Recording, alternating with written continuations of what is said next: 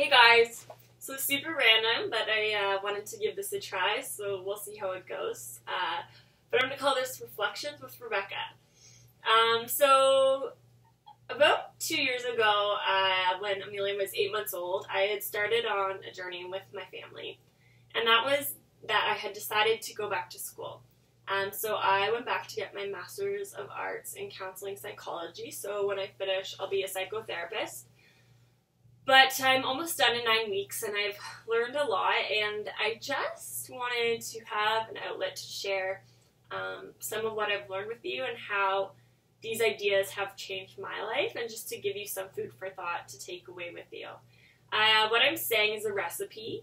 I don't think that everybody needs to agree with what I'm saying by any means, and if you don't agree with everything I'm saying, that's totally fine, or some of it may not apply to you.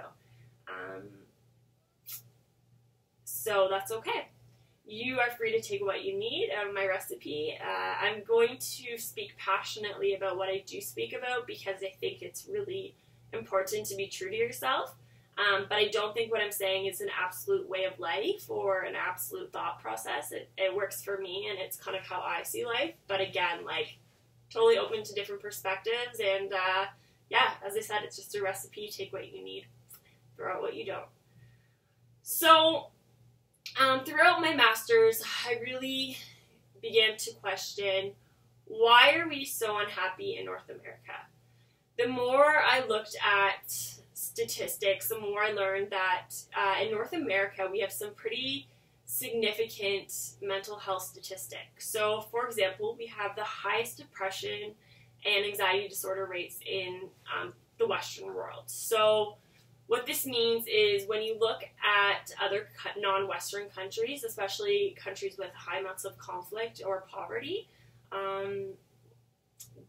those countries and the people within those countries actually experience lower levels of anxiety and depression than Canadians and Americans, Australians, so the Western world. And within that, they actually reported people in these countries that have such great conflict are sometimes reporting that they're happier.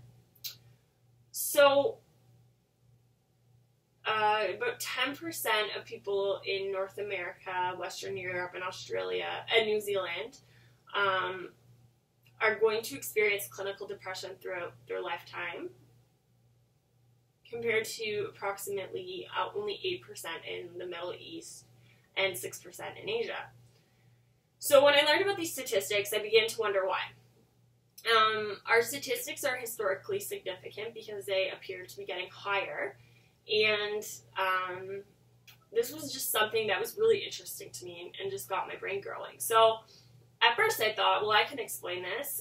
When I was a kid, we didn't talk about anxiety or mental health or depression. People weren't diagnosed with those things. If they were, it was like my friend's aunt maybe was diagnosed with depression, and we didn't talk about it. We didn't talk about it in school. We didn't talk about it at home. It was just something that it just didn't seem that anybody talked about. So I'm like, well, it just must be that now that we talk about it more and people feel that they can come out and talk about how they're feeling mentally and go to their doctors and get help, that has to be why our statistics are getting higher. And so I went and went to a few workshops and did some research, and I learned, while this might account for some of our statistics, it doesn't account for all of it. There's something bigger going on. So what I began to learn is that we might be going through a bit of a cultural issue. So listen to this idea. I read this quote the other day, and I was like, this makes sense. So it says, instead of cursing the darkness, try to fix a lamp. What does this mean? It's the idea of being true to yourself and working with yourself. So I started to look around about a year ago, and just to kind of I started looking around at beauty.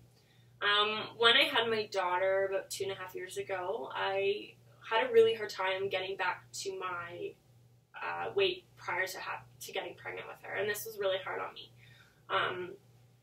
So I looked around, and I'd look on Instagram and Facebook, and I just had this idea that I had to just be this, like, beautiful mother that glowed and just looked so great on the outside and together. And so to overcompensate the weight I had gained, I was, like, getting hair extensions. I had my hair dyed every 4 to 6 weeks. I had eyelash extensions on. I tanned all the time. I had fake nails on. I got pedicures all the time. And I'm not saying these things are bad, but what was happening was that instead of working with my beauty, I started to try to cover up my beauty. I tried to create my own beauty. And I wasn't any happier. So it's really interesting to me that over the past 10 years, we've really gone through significant changes in terms of being aware of models and talking about this realistic beauty. Like, there's the Dove campaign, which talks about what actual beauty looks like. And it seems like we've gone from one end to the other, because while we're aware that magazines airbrush and correct things and make someone look the way that they actually aren't, and that there's so many false images on TV and through actresses and actors, we started something called social media. And on social media, we have the ability to make ourselves look perfect. So whether you're on Instagram or Facebook or Snapchat, there's many different ways to edit a picture and to do almost anything, from changing your hair color, eye color. You can move your eyebrows, make your skin look perfect in the snap of a button. And so we created our own monster, in a sense of now we go on something that we started to connect with our friends, and we have this false image of what people look like and what their lives look like.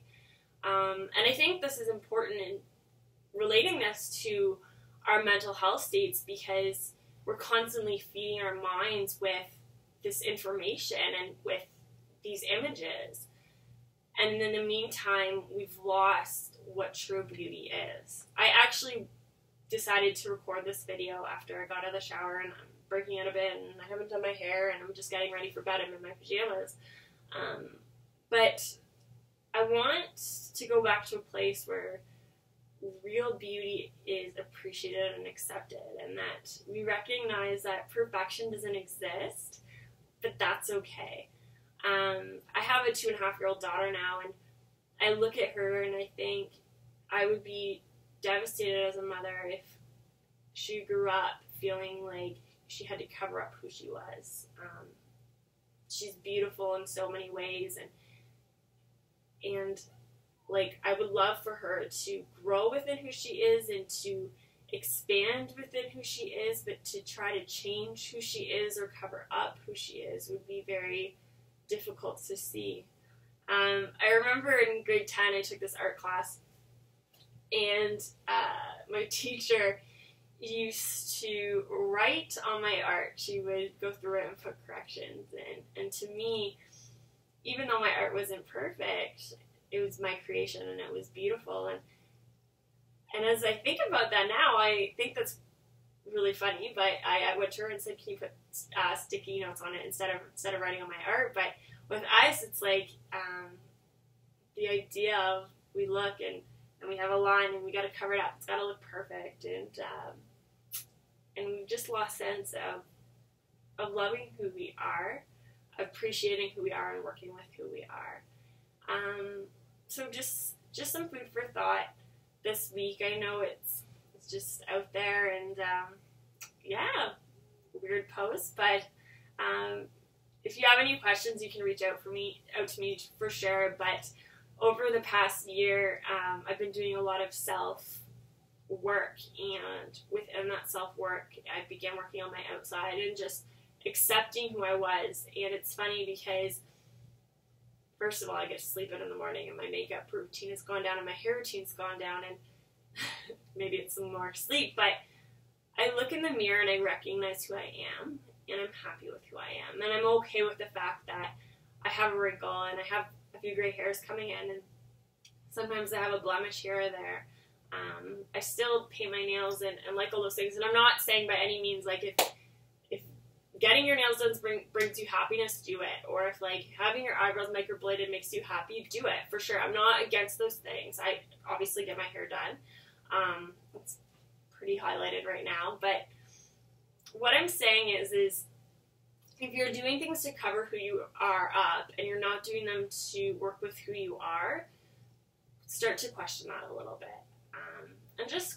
I want to challenge you guys this week to think about, are you happy? When you look in the mirror, are you happy with who you are? Do you like what you see? And do you recognize who you see looking back at you? I think it's really important at some point in your life to start looking at some of those things, because you're here for a reason and you're here for a purpose, and nobody else in this world is you. And I think our culture has lost a sense of appreciating who we are as individuals.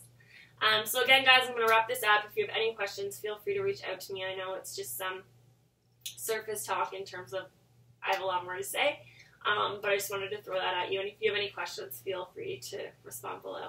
Thanks, and have a good night.